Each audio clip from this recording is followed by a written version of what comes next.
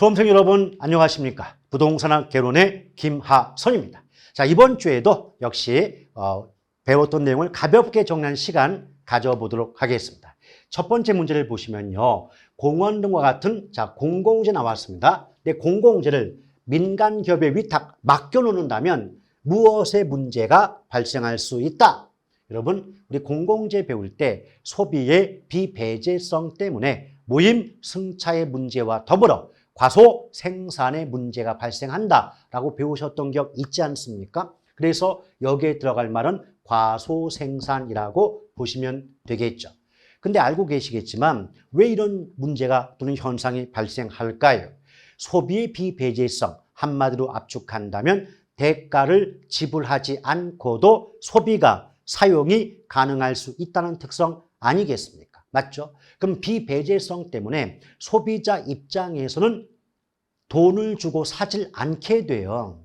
그에 비해서 생산자 입장에서는 물건이 팔리지 않게 되는 거죠. 그럼 팔리지 않는 물건을 만들 기업이 없다 보니까 결과적으로 민간 기업에 공공재 생산을 위탁한다면 필요한 양만큼 생산되지 않으므로 과소 생산의 문제가 발생한다라고 결론이 나올 수가 있어요.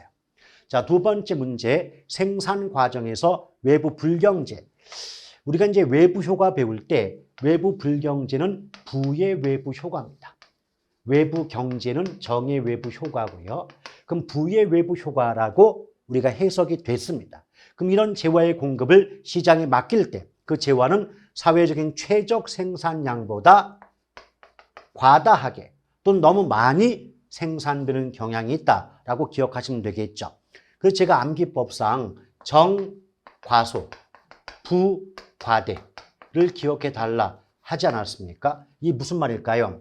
정의 외부 효과라고 해석이 되면 생산과 소비 모두는 사회적인 적정량보다 적게 생산 소비되므로 과소자가 붙고 부의 외부 효과가 나온다면 그 뒤에 내용은 적정량보다 많이 생산 소비된다는 말이 나오기 때문에 과대, 과다, 과잉이라는 말이 따라 붙게 되죠. 그래서 요령껏 암기법상 정, 과소, 부, 과대 이걸 기억하신다면 어렵지 않게 가로 넣기 문제에 답을 구할 수가 있을 거예요. 자, 3번.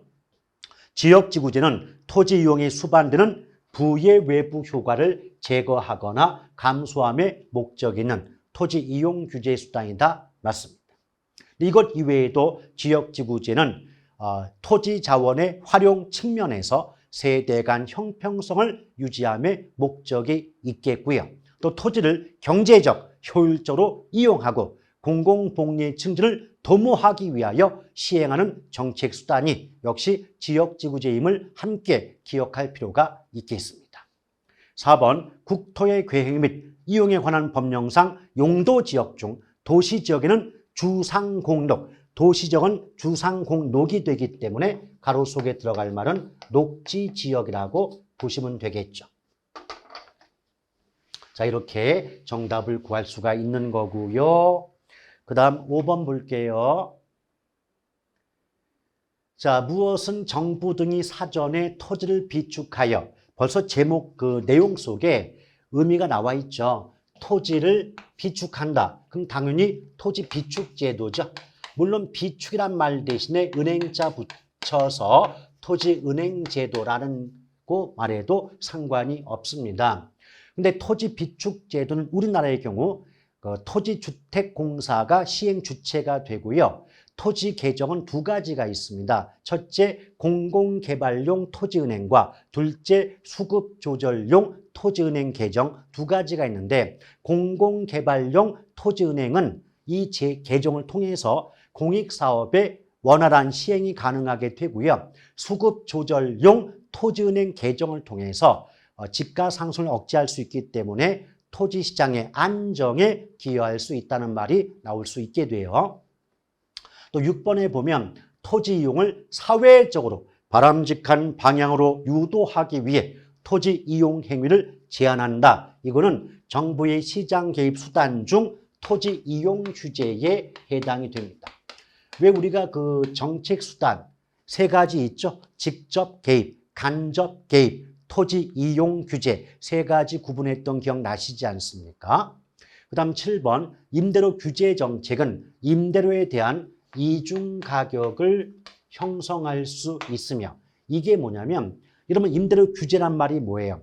시장의 임대료, 월세 수준보다 낮은 수준으로 임대료를 통제함으로써 저소득 임차인의 월세 부담, 임대료 부담을 줄여줌의 목적에 있는 직접 개입 수단이 임대료 규제 아니겠습니까? 맞죠? 그런데 현실적으로는 정부가 임대인에게 20만 원의 월세까지만 받아라 통제한다 할지라도 20만 원을 받고는 임대인, 집주인이 월세방을 주지 않는다는 거죠. 그러면 임차인, 세입자 입장에서는 남들이 모르는 윗돈을 얹어주고서라도 월세방, 즉 임대주택을 구하려 하기 때문에 공식적인 임대료, 통제 임대료는 20만 원인 반면 비공식적인 실제 지불 임대료는 30이나 40만 원이 될 수가 있기 때문에 이런 현상을 임대료에 대한 이중 가격이 형성된다라고 얘기하고 있는 거죠.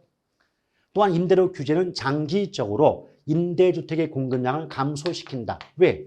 임대료 규제가 결과적으로는 임대료가 인하가 돼요. 그럼 임대료가 인하가 된다는 건 임대업자, 임대인, 집주인 입장에선 월세 수입이, 임대 수입이 줄어드는 셈이니까 별 재미 못 보겠죠. 그래서 임대주택의 공급을 줄이게 되죠. 또 8번을 보면 임대료 보조를, 임대료 보조인데 교환권 그 말 나오면 주택 바우처죠. 주택 바우처 제도.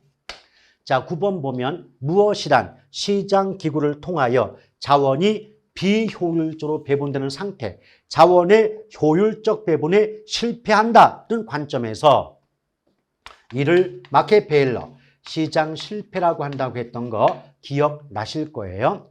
자, 10번 공공임대주택 공급 시 단기적으로는 사적 임대료가 인하가 돼요. 내려가니까 그만큼 단기에는 사적 임차인, 공공임차인 모두가 혜택을 누릴 수가 있다라고 배우신 바가 있습니다. 자, 이렇게 해서 가볍게 정리해 보았고요. 다음 시간에 보다 즐겁고 또한 행복한 마음으로 뵙도록 하겠습니다. 대단히 수고하셨습니다. 고맙습니다.